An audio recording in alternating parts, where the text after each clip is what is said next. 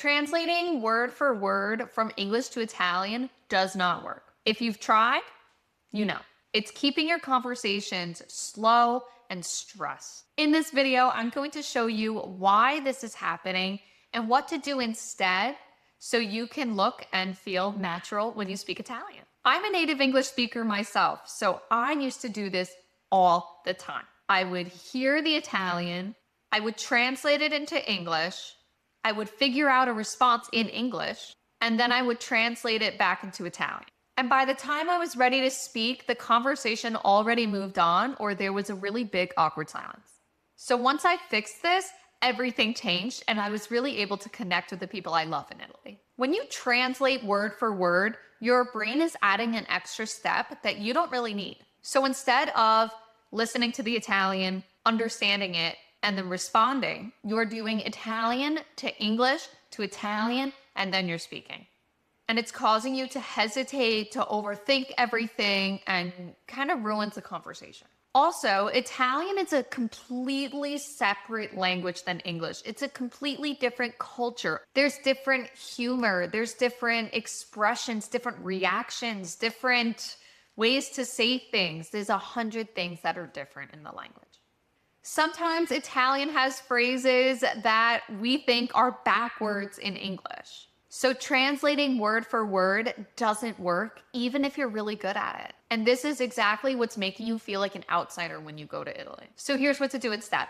When you hear Italian, attach a phrase in English or an emotion to it. So for example, when we hear ho fame, which means I'm hungry, instead of thinking to yourself, ho fame, ho is avere, which means to have, I have, fame is hunger, I have hunger, that must mean I'm hungry. Okay, let me answer.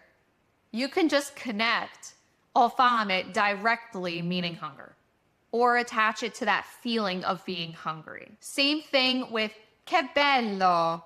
Che bello, how nice, how beautiful. And it's that feeling when something is exciting or really nice. Another one, magari, means I wish or if only, that very hopeful feeling. Easier said than done. I've been there, done that. And this way you are building direct connections and you don't have to do all those steps of translating word for word. You just connect the phrase to the emotion or the feeling. This is how the natives process the language, and it's how we get better at speaking it. This is exactly what I focus on in my free Italian lesson, helping you stop translating word for word and start thinking in Italian so you're able to respond in real conversations. I'll link this free Italian lesson for beginners in the description so you can start practicing right away. Another teaching tip, instead of building sentences word by word, start memorizing and using chunks. For example, secondo me, to me, non lo so, I don't know, hai ragione, you're right. When you memorize these chunks together, you don't have to translate word for word. You just know what they mean, and it makes your conversations that much faster and that much more enjoyable. Be honest with me here, comment below, do you catch yourself translating word by word from Italian to English and back into Italian? It's tricky, I know. Let me know in the comments if you do, and maybe a tip or two that has helped you. Remember, it's all about how you learn, not exactly what you learn. If all you're doing is studying grammar and memorizing vocabulary words, you're going to fall into this trap of just translating forever, just by the nature of how you're learning it.